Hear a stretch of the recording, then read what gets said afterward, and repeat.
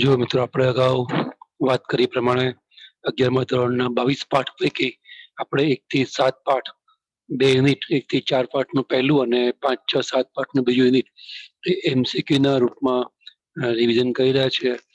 તો એ જ ક્રમમાં આજે આપણે ત્રીજું યુનિટ 8, 9, 10 પાઠનું જે કોષ વિજ્ઞાનનું છે. ગયા વખતે વાત કરી તેમ 8મા પાઠમાં કોષ રચના આવે છે, 9મા પાઠમાં જૈવિક અણુઓ અને 10મા છેલ્લા પાઠમાં આવે છે કોષ ચક્ર અને કોષ વિભાજન. તો એ આપણે શરૂ કરીએ. તમે લોકોએ આ ચેપ્ટર વાંચી જ નાખ્યું હશે. ના વાંચ્યું હોય તો વિડીયો બંધ કરીને પહેલા વાંચો, તૈયાર થાય પછી આ વિડીયો ખોલો. કારણ કે તમારા જોડે નોટ પેન લઈને બેસી અને એમસીક્યુના જવાબો હું બોલું ને સમજાવે પહેલા લખવાના, છેલ્લે માર્ક પણ આપવાના હોય, જેને કારણે આપણને આપણું જ સ્વ મૂલ્યાંકન કરી અને ખબર પડે કે આ ચેપ્ટર આપણું કેવું તૈયાર થયેલું છે. તો એ રીતે તૈયારી તમારી હશે જ. દરેક ચેપ્ટરની દર વખતે આપણે શરૂઆતની પહેલા આપણે કહીએ જ છીએ, તમને ખ્યાલ આવી જ ગયો હશે. તો શરૂ કરીએ. આપણે આજે 8મું ચેપ્ટર છે કોષ રચનાનું. એની અંદર આપણે વિવિધ કોષ અંગિકાઓ, કોષ દિવાલ, કોષ સ્તર, રસધાની, કોષ કેન્દ્ર, રિબોઝોમ, લાઇસોઝોમ, કણસૂત્ર, પક્ષમકસા વગેરે ની રચના અને કાર્ય ભણે છીએ. જરૂર પડે ત્યાં આપણે ફિગર પણ સમજાવી છે. તો એના ઉપરના આધારિત આ 45 પ્રશ્નો છે, એની વાત આપણે સમજવા પ્રયત્ન કરીએ. તો પહેલો પ્રશ્ન જો, પ્રાણી કોષમાં કઈ અંગિકા જોવા મળતી નથી? આપણને ખ્યાલ છે પ્રાણીઓમાં હરિતકણ ના હોય, વનસ્પતિમાં હોય.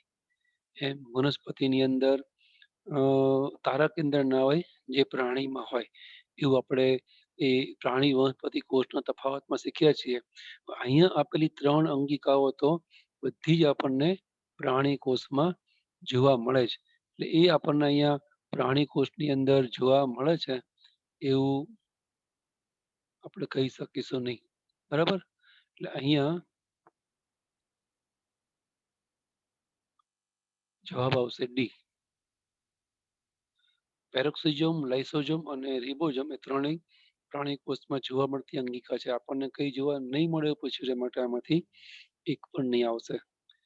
બીજો પ્રશ્ન છે, બહારના ઘટકો માટે કોષરસ પટલ શું ધરાવે છે?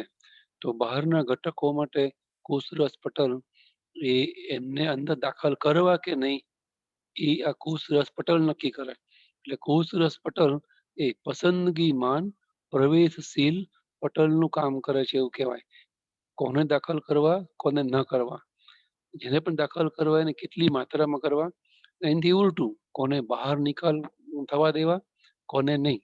જેને બહાર નિકાલ કરવા તેને પણ કેટલી માત્રામાં. તો આવી રીતે એ જે પસંદગીમાન પ્રવેશશીલતા છે, સિલેક્ટિવ પરમિએબિલિટી, એ કોષરસ પટલ દર્શાવે છે. એ એનું મુખ્ય કામ છે. ત્રીજું, સિંગર અને નિકોલસનનું પણ કહેવાય. ફક્ત સિંગરનું લખ્યું છે પણ આપણે સમજ્યા છીએ કોષરસ પટલની જે રચના છે એ આજે સ્વીકાર્ય રચના એ સિંગર અને નિકોલસનની રચના છે. તો એની રચનામાં રોબર્ટસનથી શું જુદું પડે છે? રોબર્ટસને આપણને ખ્યાલ છે એકમ સંકલ્પના મોડેલ સમજાવેલું છે અને ડેનિયલીએ સેન્ડવિચ મોડેલ સમજાવેલું છે. તો આ એકમ સંકલ્પના મોડેલ રોબર્ટસને જે સમજાવ્યું છે કોષરસ પટલની રચના માટે, એની સાપેક્ષે આ સિંગર નિકોલસનનું જે ફ્લુઇડ મોઝેઇક મોડેલ છે એમાં આપણને શું ફેરફાર જોવા મળે છે? તો આ જે જવાબ છે ડી. પ્રોટીનની જે ગોઠવણી છે એમાં રોબર્ટસન અને સિંગર નિકોલસન જુદા પડે છે. રોબર્ટસનના મતે પ્રોટીન છે એ 2 લિપિડના પડની વચ્ચે હોય છે અને ક્યાંક ક્યાંક એ સિવાય પણ બાહ્ય પ્રોટીન પણ જોવા મળે, પણ એ તરલ હોય એવી તરલ ગોઠવણી એ સિંગર નિકોલસને સમજાવી. તરલ પ્રોટીનને ઇંગ્લિશમાં ફ્લુઇડ પ્રોટીન કહેવાય. એટલે એની એ સમજૂતીને કે કોષની રચનાને આપણે ફ્લુઇડ મોઝેઇક મોડેલ તરીકે ઓળખીએ છીએ. ચોથો પ્રશ્ન, વનસ્પતિ અને પ્રાણીમાં ફ્લેજેલા. જો તમને કદાચ ઇંગ્લિશ વર્ડ ખ્યાલ ન આવતો હોય તો ફ્લેજેલા એટલે કશા. એની સૂક્ષ્મ રચનામાં શું જોવા મળે? તો તમને એ પણ ખ્યાલ છે કે જે તારા કેન્દ્ર છે અને કે પક્ષમાં છે અને જે આપણે કસા શીખ્યા એનો જ્યારે આપણે છેદ લઈએ ને ત્યારે આપણને ખ્યાલ છે કે 9+2 નલિકાની રચના જોવા મળે. આપણે આવી રીતે કુલ 3 નલિકાઓનું એક ઝુમખું હું તમને એક જ બતાવું છું અને એમાં આ વચ્ચે એક નળી, સોરી 2 નળી, એની જોડે બધી નળીઓ જોડાય તો આ રચના છે કસાની, એકદમ જેને કહેવાય ને કે ઇલેક્ટ્રોન માઇક્રોસ્કોપી રચના. આવી રચના આપણને જોવા મળે. 9+2 કહેવાય. 9 નળીઓ ફરતી અને 2 નળીઓ અહીંયા વચ્ચે જોવા મળે. તો કસાના છેદમાં આપણને આવી સૂક્ષ્મ નલિકાઓનું ઝુમખું જોવા મળે જેમાં 9 ફરતી ને 2 વચ્ચે હોય એટલે આપણે 9+2 તરીકે ઓળખીએ છીએ. પછી 5મો પ્રશ્ન, અર્ધ સ્વયં જનન કરતી કોષીય અંગિકા કઈ છે? એટલે કે પોતે પોતાને ઉત્પન્ન કરી શકે પણ થોડાક માટે એને બીજા ઉપર આધાર રાખવો પડે. કોષ કેન્દ્રના રંગસૂત્ર ઉપર થોડુંક રંગસૂત્ર કે ડીએનએ એની પાસે હોય તો એ જાતે નક્કી કરે. તો આપણને ખબર છે કે કોષની અંદર હરિતકણ અને કણપસૂત્ર એની પાસે પોતાનું ડીએનએ હોય છે. અહીંયા આપણને એ પૈકી કણપસૂત્ર આપેલું છે તો એ જાતે પોતે પોતાને બેવડાવી શકે છે. એકમાંથી બે કણપસૂત્ર બની શકે. ઇનડાયરેક્ટ જો કે કોષ કેન્દ્ર જોડે જોડાયેલી હોય પણ ડાયરેક્ટલી ઇનડાયરેક્ટલી એની પાસે પોતાનું અંગત ડીએનએ પણ હોય છે. એના પછી 6થો પ્રશ્ન વાંચો.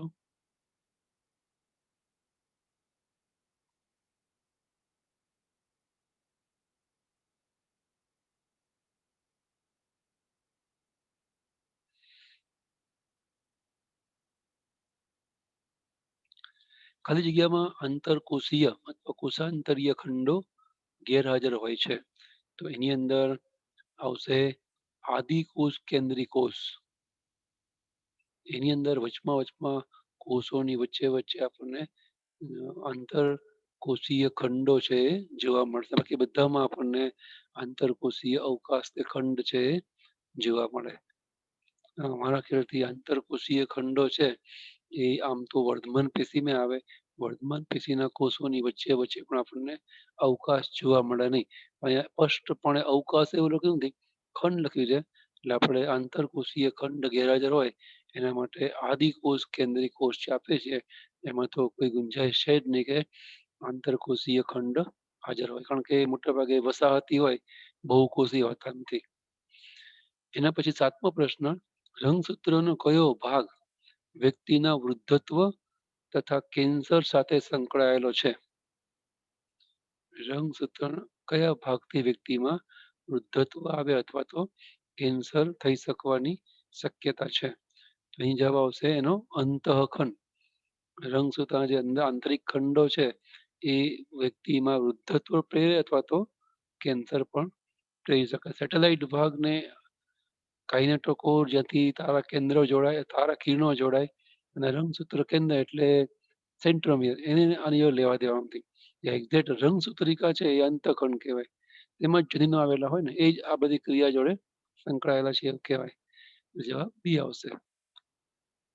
8મો પ્રશ્ન છે, નીચેનામાંથી કયા સજીવને કોષ દિવાલ આવેલી હોય છે? આમાંથી કોષ દિવાલ ધરાવતો સજીવ છે એ કયો? તો અમીબા પ્રાણી છે એટલે કોષ દિવાલ ના હોય. યુગ્લીના પણ પ્રાણી છે એમાં કોષ દિવાલ ના હોય. માઇક્રો અતિ સૂક્ષ્મમાં સૂક્ષ્મ કોષ છે કોષ દિવાલ વિહીન. તો ફૂગ, બહુકોષી ફૂગ મિકોર બચી એની અંદર આપણને કોષ દિવાલ કાઇટિનની બનેલી જોવા મળે. એટલે 8મામાં જવાબ આવશે બી. 9મો પ્રશ્ન, સોડિયમ પોટેશિયમ પંપ એ કોનું ઉદાહરણ છે? આપણે કોષરસ પટલના કાર્ય શીખ્યા હોય ને એમાં તમને આનો જવાબ છે મળશે. કોષરસ પટલ એ સક્રિય વહન કરે છે એટલે કે પ્રસરણ ઢાળ વિરુદ્ધ એમાં શક્તિની જરૂર પડે. એ વખતે આ સોડિયમ પોટેશિયમ પંપ છે એ પણ એમાં આવે. સોડિયમ પોટેશિયમ પંપ એ સક્રિય વહન પ્રકારનું વહન છે કે જેમાં ઓછા સોડિયમ એ વધુ સોડિયમ તરફ વહન પામે છે. ખરેખર પ્રસરણ છે એ વધારે સોડિયમ હોય ત્યાંથી ઓછા સોડિયમ તરફ થવું જોઈએ ને, એના બદલે ઓછા સોડિયમ હોય એ વધારે સોડિયમ તરફ ગતિ કરે. તો પ્રસરણ કરતા ઉલટું થયું ને, રિવર્સ ડિફ્યુઝન કહેવાય, ઉલટું પ્રસરણ કહેવાય. પણ એની અંદર શક્તિની જરૂર પડે. આવી પ્રકારનું વહન પણ સજીવોમાં થતું હોય છે જેને આપણે સક્રિય વહન કહીએ છીએ. એક્ટિવ ટ્રાન્સફર, પ્રસરણ ઢાળની વિરુદ્ધ વહન થાય. ને એ પ્રસરણ ઢાળની વિરુદ્ધ છે એટલે એમાં એટીપી નર શક્તિ વપરાય એ પણ આપણે સમજ્યા છીએ. 10મો પ્રશ્ન છે પુખ્ત વનસ્પતિ કોષ પાણીનો સંગ્રહ ખાલી જગ્યામાં કરે છે. વનસ્પતિ કોષમાં એક્ઝેક્ટ પાણી છે એ ક્યાં સંગ્રહાય? અહીંયા આ રસધાની છે એમાં ક્ષાર પણ ઓગળેલો હોય જેની અંદર મોટાભાગે રસધાનીની અંદર ધાની રસ હોય છે. રસધાનીમાં રહેલું પ્રવાહી એ ધાની રસ તરીકે ઓળખાય છે. તો એની અંદર મોટાભાગે પાણીનો મુખ્ય જથ્થો છે એ વનસ્પતિ કોષમાં સંગ્રહાયેલો હોય. કારણ કે આપણે ખબર છે વનસ્પતિ કોષની અંદર મોટો ભાગ જો કોઈ અંગિકા રોકતી હોય તો એ રસધાની છે. એટલે પાણી એ દ્રાવણના રૂપમાં ધાની રસના રૂપમાં એ સંગ્રહાયેલું હોય. 11મો પ્રશ્ન સેન્ટ્રોમિયરનું એટલે કે રંગસૂત્ર કેન્દ્ર અથવા રંગસૂત્ર કેન્દ્ર પણ એને કહેવાય. રંગસૂત્ર કેન્દ્ર ઓળખી શકાય તેવું લક્ષણ ખાલી જગ્યા, ખાસ ઓળખી શકાય તેવું લક્ષણ ખાલી જગ્યા છે. તો સેન્ટ્રોમિયરમાં ઓળખી શકાય તેવું શું છે? 4 માંથી જે આપણને આપી છે એને આધારે જવાબ આપો. તો આપણે હમણાં જ ઉપર જોયું કે એમાં કાઇનેટોકોર કે જ્યાં કોષ વિભાજન વખતે તારા કિરણો જોડાય છે એનાથી ખબર પડે કે એ સેન્ટ્રોમિયર છે. જ્યાંથી તારા કિરણો જોડાય એનું રંગસૂત્ર કેન્દ્ર કહેવાય કે સેન્ટ્રોમિયર કહેવાય. તમને યાદ હોય આપણે આવી પ્લેટ બતાવી અહીંયા 2 રંગસૂત્રિકા હોય, નીચે 2 રંગસૂત્ર, અહીંયા પ્લેટ હોય, આને કહેવાય કાઇનેટોકોર. અહીંથી વિરુદ્ધ દિશામાં તારા કિરણો જોડાઈને એને ઉપર કે નીચે લઈ જાય અથવા તો રંગસૂત્ર આયામક્ષે ચીરાઈ જાય અને 2 રંગસૂત્રિકા વાળું અડધું રંગસૂત્ર કેન્દ્ર અને માત્ર પણ 2 રંગસૂત્રિકા વાળું અડધું રંગસૂત્ર કેન્દ્ર સહિત રંગસૂત્ર એ વિવિધ ધ્રુવ પર ગતિ કરે. સમભાજનમાં આવું થાય, અડધી કણમાં આખું રંગસૂત્ર છે એ એક જ તરફ ગતિ કરે. પછી 12મો પ્રશ્ન છે કોષરસ પટલનું butter sandwich model. Butter sandwich મોડલનો મતલબ ખાલી સેન્ડવિચ હોય ને, બટર સેન્ડવિચ હોય કે ઓઇલ સેન્ડવિચ હોય આપણને મતલબ નથી. પણ જે સેન્ડવિચ મોડલ છે એ આપણે અગાઉ ભણ્યા છીએ કે આપણને ડેનિયલી નામના સાયન્ટિસ્ટે સમજાવ્યું છે કે 2 લિપિડના પળની વચ્ચે પ્રોટીન જોવા મળે. આપણે એને સેન્ડવિચ જોડે સરખાવીને સેન્ડવિચ મોડલ તરીકે ઓળખીએ છીએ. 13મો પ્રશ્ન સામા સિસ્ટરની જોવામાં, સિસ્ટરની એટલે પટલિકા કે પુટકીય થેપલી જેવો ભાગ એને કહેવાય પટલિકા. એ આપણને શેમાં જોવા મળે છે? તો આપણે અગાઉ સમજ્યા છીએ કે એને સીસ અને ટ્રાન્સ એવા 2 ભાગો હોય એવી રચના એ આપણને ગોલ્ગી કાયમાં જોવા મળે અને જોડે જોડે અંતઃકોષ રસજાળમાં પણ પટલિકા રચના આપણને પટલમય રચના આપણને ટૂંકમાં જોવા મળતી હોય છે. પછી આગળ 14મો પ્રશ્ન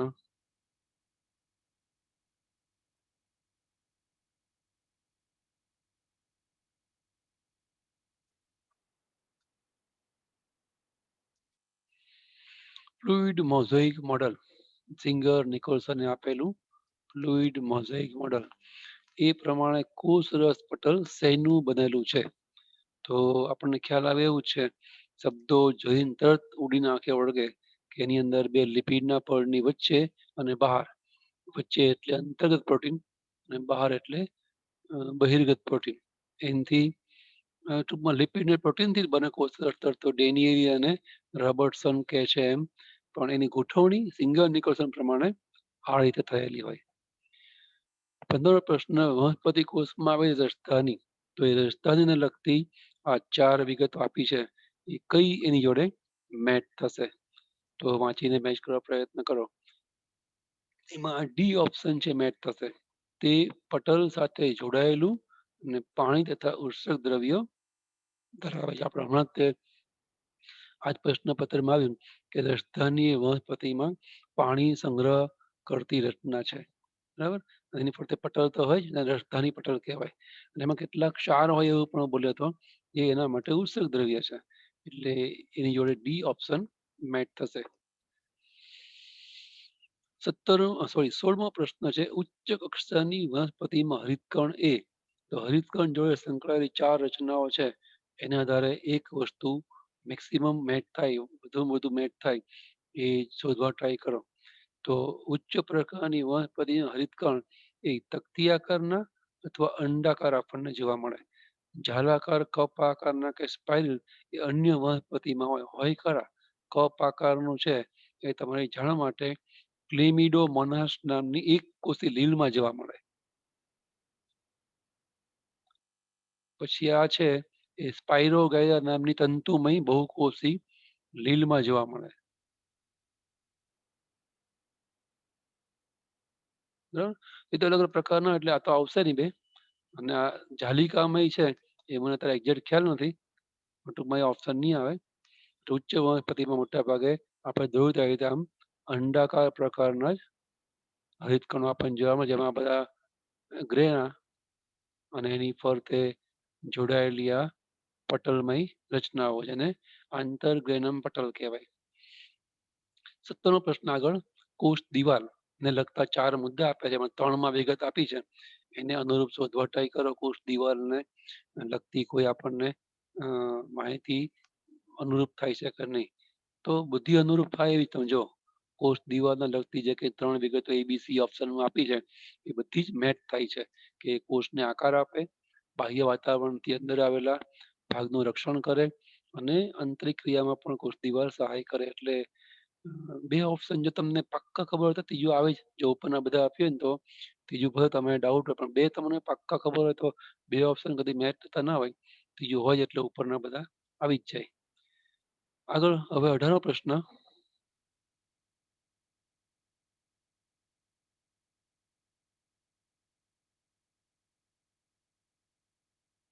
ખાલી જગ્યા પર ઉત્સેચકનું સંશ્લેષણ થાય છે. ઉત્સેચક છે એ ક્યાં નિર્માણ પામે છે એ આપણને અહીંયા પૂછેલું છે. તો રિબોઝોમ આ ઉત્સેચક હોય એટલે આપણને ખબર છે પ્રોટીન, અને પ્રોટીન સંશ્લેષણ જોડે સંકળાયેલી જો કોઈ અંગિકા હોય તો એ છે રિબોઝોમ. રિબોઝોમ જવાબ આવશે.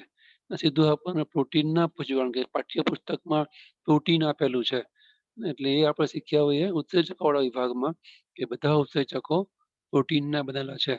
તો રિબોઝોમ છે એ પ્રોટીન સંશ્લેષણનું કામ કરે, તો એનો મતલબ કે ઉત્સેચકો પણ એ જ બનાવે છે એવું કહેવાય. પછી 19મો પ્રશ્ન, લાઇટ કમ્પાઉન્ડ માઇક્રોસ્કોપમાં આવેલ ઓઇલ ઇમર્જન લેન્સની ક્ષમતા. આ લેન્સ જેને આપણે ઓઇલ ઇમર્શન લેન્સ, ટૂંકમાં આપણે એને OEL તરીકે ઓળખીએ છીએ, એ આપણે સ્કૂલ લેવલના કોર્સમાં નથી. જે માઇક્રોસ્કોપની અંદર 3 કણા આપેલા હોય એના નોઝ પીસની અંદર, એમાં એક 10x નો લેન્સ હોય ઓબ્જેક્ટિવ લેન્સ, અને બીજો 45x હોય ઓબ્જેક્ટિવ લેન્સ, અને આપણે કહીએ છીએ હાઈ પાવર અને કઈ લો પાવર. ત્રીજું એક કણું ખાલી હોય છે અને એની અંદર આ લેન્સને મૂકવામાં આવે, એની ક્ષમતા છે એ 100x હોય છે. બરાબર, આ તો લો હાઈ પાવર છે, આ લો પાવર છે એટલે ના આવે, આ પણ ના આવે. એટલે એ ઓઇલ ઇમર્શન લેન્સ જે કોલેજ લેવલ વપરાય, એની કોઈ પણ વસ્તુને મોટું કરવાની ક્ષમતા 100x ની છે એમ કહેવાય. 20મો પ્રશ્ન, ઇલેક્ટ્રોન માઇક્રોસ્કોપની વિભેદન ક્ષમતા એટલે કે રિઝોલ્વિંગ પાવર એ કેટલો હોય છે. એ જો કે આપણે શીખવાડ્યું નથી, પણ 10 એંગસ્ટ્રોમ જેટલી વસ્તુ એ રિઝોલ્વ કરી આપે એની વિભેદન ક્ષમતા. 10 એંગસ્ટ્રોમથી નાની વસ્તુ હોય એ માઇક્રોસ્કોપ પણ પકડી શકશે નહીં, ઇલેક્ટ્રોન માઇક્રોસ્કોપ પકડી શકે નહીં. બરાબર, એનો રિઝોલ્વિંગ પાવર 10 એંગસ્ટ્રોમનો છે એવું કહેવાય. 21મો પ્રશ્ન, જૂના કોર્સમાં બધા માઇક્રોસ્કોપ આવતા હતા, ઇલેક્ટ્રોન માઇક્રોસ્કોપનો મતલબ થાય EM. એના બે પ્રકાર હતા, સ્કેનિંગ ઇલેક્ટ્રોન માઇક્રોસ્કોપી સેમ, અને કાં તો ટેમ ટ્રાન્સમિશન ઇલેક્ટ્રોન માઇક્રોસ્કોપ. એ બધું એમાં આવતું હતું જૂના કોર્સમાં, પણ અત્યારે એવું આવતું નથી. તમારે કોલેજ લેવલે આગળ ઉપર કદાચ ઇલેક્ટ્રોન માઇક્રોસ્કોપ વિશે ભણવાનું આવે ત્યારે તમને ખ્યાલ આવશે એનો મેઝરિંગ પાવર 10 એંગસ્ટ્રોમ હોય છે. પછી 21મો પ્રશ્ન, આદિકોષ કેન્દ્રનું DNA. તો એ જે બેક્ટેરિયાનું છે પ્રોકેરિયોટિક કોષોનું DNA, એને શું લાગુ પડે 4 માંથી, મેચ કરવા ટ્રાય કરો. એની અંદર આ લાગુ પડશે, વર્તુળીય અને દ્વિશૃંખલાકીય. એટલે કે માનો કે દંડાણુ પ્રકારના બેક્ટેરિયા છે, એમાં એક તો વર્તુળ હોય અને એ આવી રીતે બેવડું કુંતલાકાર હોય છે, એટલે આ ઓપ્શન લાગુ પડશે.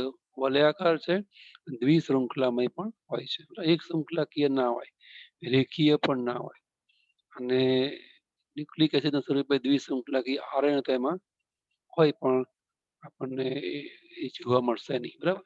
વલયાકાર જોવા મળશે નહીં. પછી આગળ 22મો પ્રશ્ન, રંગસૂત્રમાં કઈ રચના આવેલી હોય છે?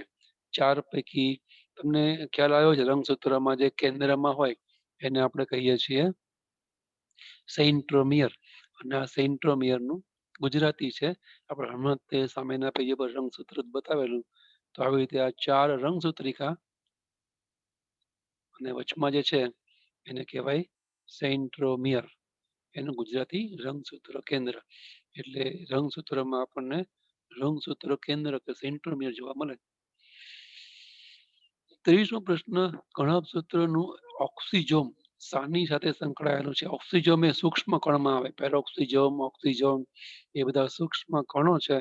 તો કણકસૂત્રમાં જોવા મળતો ઓક્સિજોમ એ કોની સાથે સંકળાયેલું છે? ઓક્સિજોમ એટલે જો તમને યાદ હોય તો કણકસૂત્રમાં આપણે F1 અને F0 પાર્ટિકલ હતા ને, F1 કણ ને F0 કણ, એને આપણે ઓક્સિજમ કહીએ છીએ. તો એ કોની જોડે સંકળાયેલા છે? નેચરલી શબ્દોમાં પણ જવાબ છે મેચ થયો છે. ઓક્સિડેટિવ ફોસ્ફોરાયલેશનમાં જોડાયેલો ભાગ, જેના કારણે એટીપી બને, એટલે આપણે કણકસૂત્રને શક્તિનું ઘર કહીએ છીએ. 24મો પ્રશ્ન,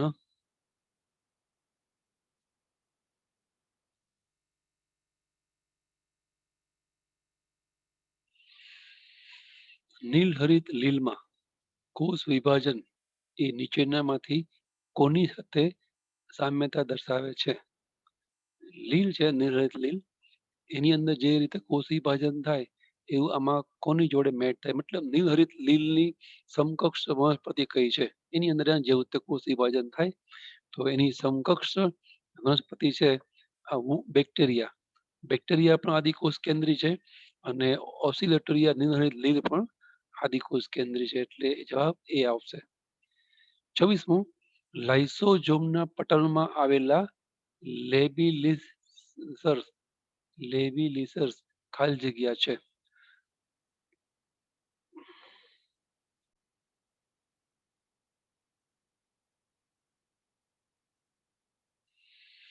અહીંયા લેબિલાઇઝર એ નહીં આવે, પણ આવશે સ્ટેબિલાઇઝર.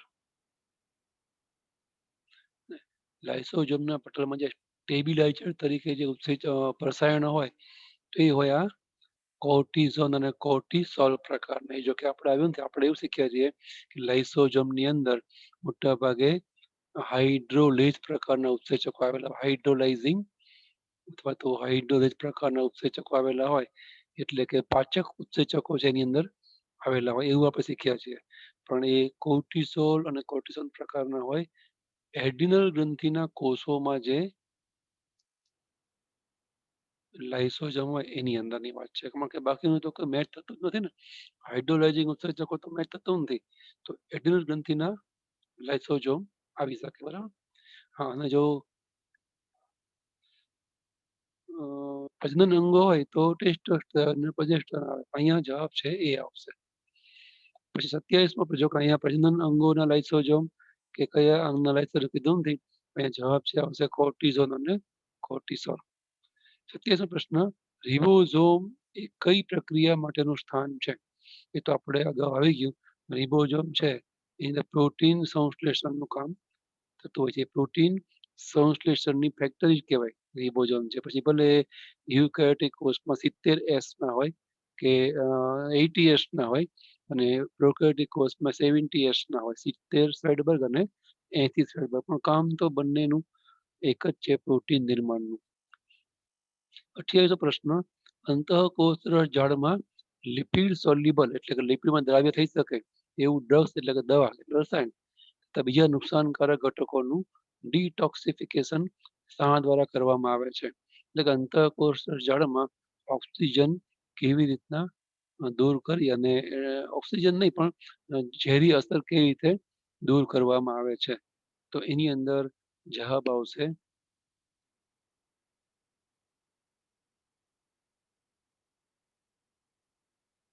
સાઇટોક્રોમ P450 દ્વારા. ટૂંકમાં સાઇટોક્રોમ દ્વારા. સાઇટોક્રોમ છે એ ઓક્સિજનનો વાહક પદાર્થ છે, ઇલેક્ટ્રોનનો વાહક પદાર્થ છે. તો એ સાઇટોક્રોમ P450 દ્વારા અંતઃકોષ જાળના લિપિડ દ્રવ્ય પદાર્થોને આપણે કે જે નુકસાનકારક છે એને બિન નુકસાનકારક પદાર્થમાં ફેરવીએ છીએ. પછી 29મું એ પણ જો કે આપણા એનસીઈઆરટી બુકની અંદર આવતી માહિતી નથી, થોડી વધારાની માહિતી થઈ. પછીનો પ્રશ્ન છે ખાલી જગ્યામાં એન્થોસાયનિન. એન્થોસાયનના મતલબ એક પ્રકારના રંજક કણો છે, બરાબર? એ શેમાં જોવા મળે છે? તો એન્થોસાયનિન છે એ મોટા ભાગે આપણને કોષ રસની અંદર જોવા મળે. મોટા ભાગે જે રંજક દ્રવ્યો છે એ આપણને કોષ રસમાં સંગ્રહાયેલા જોવા મળતા હોય છે. 30મો પ્રશ્ન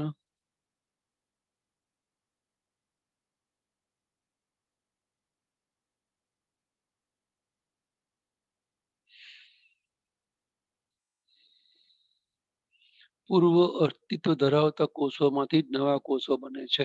આ વિધાન કોને આપ્યું?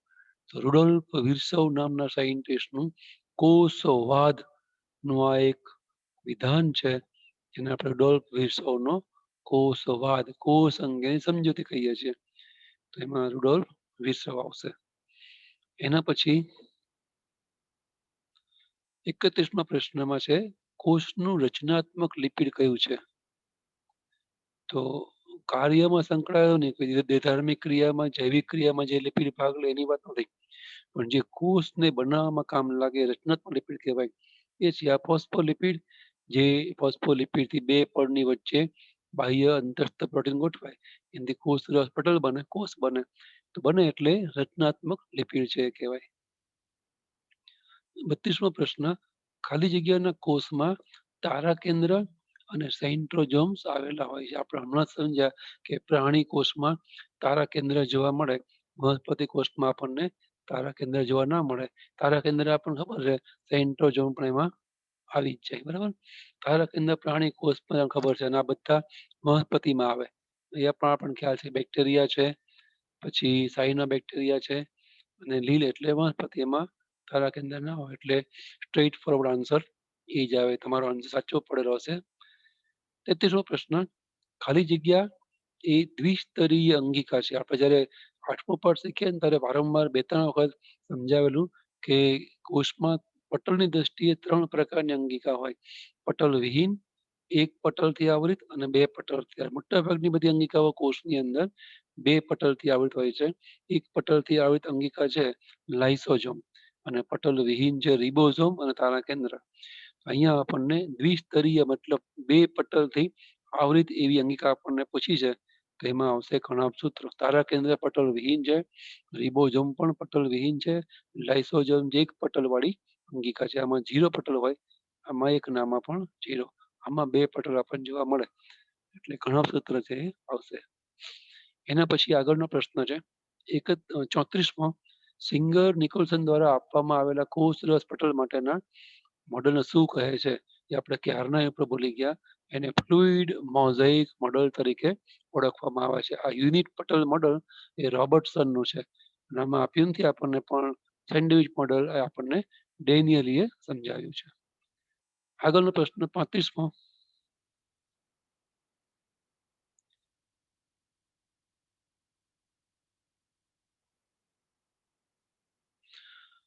કોણે કોષ આધારિત વાદ આપ્યો અને ઉચ્ચાર્યું કે ઓમ્નિસ સેલ્યુલા ઈ સેલ્યુલા? આનો મતલબ થાય કે પૂર્વ અસ્તિત્વ ધરાવતા કોષોમાંથી જ નવા કોષો બને છે. ઓમ્નિસ સેલ્યુલા ઈ સેલ્યુલા એટલે આ નવા કોષો એ જૂના કોષોમાંથી ઉત્પન્ન થાય છે. આ રુડોલ્ફ વિર્સોવનું વિધાન છે. બરાબર? આપણે ઉપર આવી જ ગયું. અહીંયા આપણને એના ઓરિજિનલ વાક્યથી જ પ્રશ્ન ફરી પૂછ્યો છે, તો એની અંદર આવશે રુડોલ્ફ વિર્સોવ. નવા કોષો જૂના કોષોમાંથી હંમેશા બનતા હોય છે. આગળનો પ્રશ્ન 36મો ખાલી જગ્યામાં આરએનએ જોવા મળતું નથી. આરએનએ આ પૈકી કઈ રચનામાં આપણને બિલકુલ જોવા જ નહીં મળે? તો કોષ રસ પટલ એમાં આરએનએ ના હોય. રિબોઝોમ તો આરએનએ થી જ બને, જેમાં રિબોઝોમ આરએનએ હોય. કોષ કેન્દ્રમાં ડીએનએ આરએનએ હોય, રંગસૂત્રમાં પણ હોઈ શકે. એટલે કોષ રસ પટલમાં આપણને આરએનએ જોવા મળશે નહીં. એનો જવાબ આવશે. આગળ 37મો પ્રશ્ન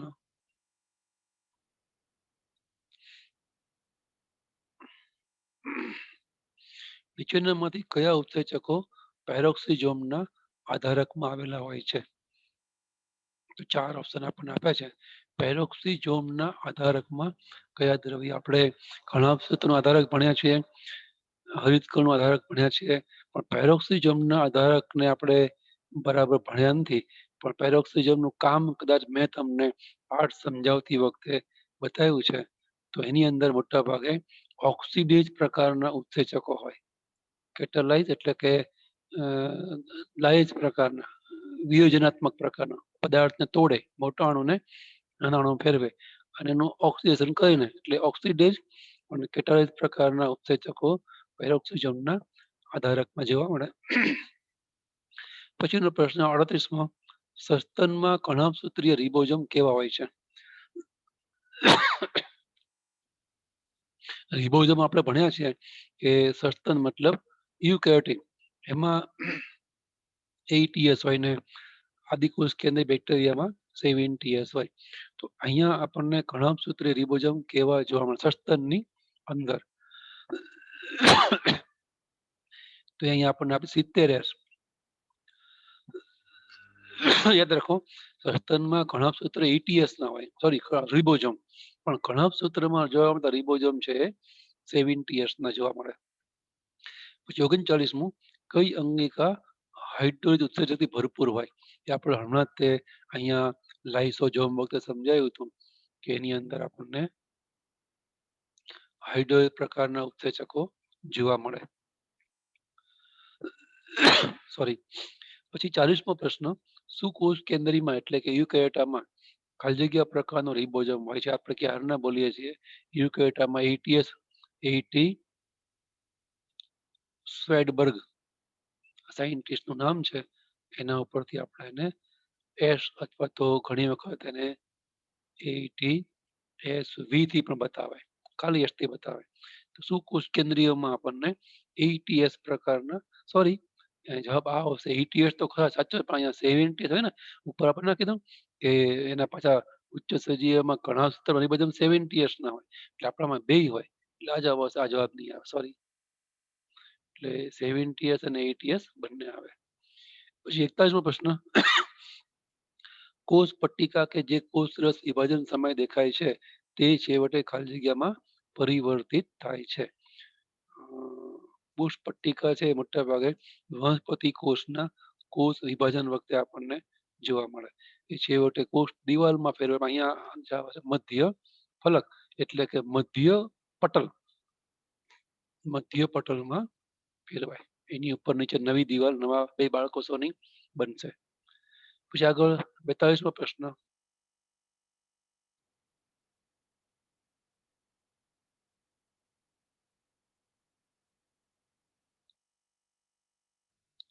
ખાલી જગ્યામાં DNA જોવા મળતું. આ પૈકી આપણને DNA છે શેમાં જોવા ના મળે?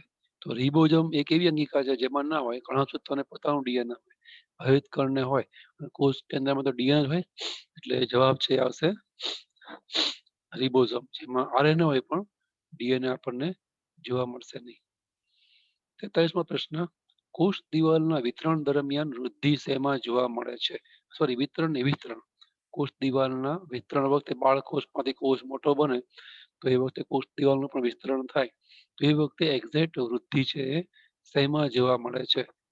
તો કઈ પ્રકારની? તો અંતઃવૃદ્ધિ જોવા મળે, એ વખતે અંતઃવૃદ્ધિ કહેવાય. પછી 44મું, કઈ અંગિકામાં કોષ વિભાજન કરતા ઉત્સેચકો પુષ્કળ પ્રમાણમાં જોવા મળે છે? તો એની અંદર જવાબ આવશે લાઇસોઝોમ. હાઇડ્રોજન પ્રકારના પુષ્કળ ઉત્સેચકો આપણને એમાં જોવા મળે. એ ઉત્સેચકો સભર અંગિકા જ છે. બીજા બધા પ્રકારની અંગિકાઓમાં જે તે જૈવિક ક્રિયાના અનુરૂપ ઉત્સેચકો હોય, પણ લાઇસોઝોમમાં તો ઉત્સેચકો જ હોય, એટલે બીજી બધી અંગિકાઓની સાપેક્ષે લાઇસોઝોમ નામની અંગિકામાં ઉત્સેચકો પુષ્કળ આપણને જોવા મળે. અને ખાસ તો એ કોષ વિભાજન વખતે કામ લાગે ઉત્સેચકો હોય. ચલો પ્રશ્ન, ખાલી જગ્યામાં અંગિકાઓ જોવા મળે છે. આ જે 4 કોષો આપે એમાં વાયરસમાં કે અંગિકા ના હોય, પછી અમીબામાં અને બેક્ટેરિયામાં બધી અંગિકાઓ એ આ સુકોષ કેન્દ્રીય કોષમાં આપણને જોવા મળે. તો જેટલા તમારા સાચા પડ્યા હોય એને ગુણીને 5 કરી નાખો. એમાંથી જેટલા ખોટા પડ્યા હોય એને ગુણ્યા 5 કરો. સોરી, સાચા પડ્યા એને ગુણ્યા 4 કરવાના, ખોટા પડ્યા એને ગુણ્યા 5 કરો. સાચામાંથી ખોટાનો થોડો બાદ કરો, તમને જવાબ મળી જશે તમારા કેટલા માર્ક આવ્યા છે. જો કદાચ છોડ્યા હોય તો એને ગુણ્યા 4 કરવાના અને એ પ્રમાણમાંથી બાદ કરવાના. તો તમને ખ્યાલ આવે કે તમારો સ્કોર કેવો થયો છે. ચેપ્ટર સરસ તૈયાર થયું છે, મધ્યમ કે આપણી તૈયારી આ ચેપ્ટરમાં બહુ ઓછી છે, તે પ્રમાણે તમે ચેપ્ટરને તૈયાર કરજો. અહીંયા આપણે પૂરું કરીએ. હવે આના પછી જે 9મો પાર્ટ છે થોડો લાંબો છે, વાંચીને તૈયાર રાખજો. નેક્સ્ટ લેક્ચર વખતે આપણે 9મા પાર્ટના 45 પ્રશ્નો દ્વારા એમાં જે કે protein, lipid, carbohydrates, nucleic acid અને ઉત્સેચકો એ જે રચનાઓ આવે છે એની આપણે વાત કરશું. અહીંયા આપણે અટકીએ છીએ.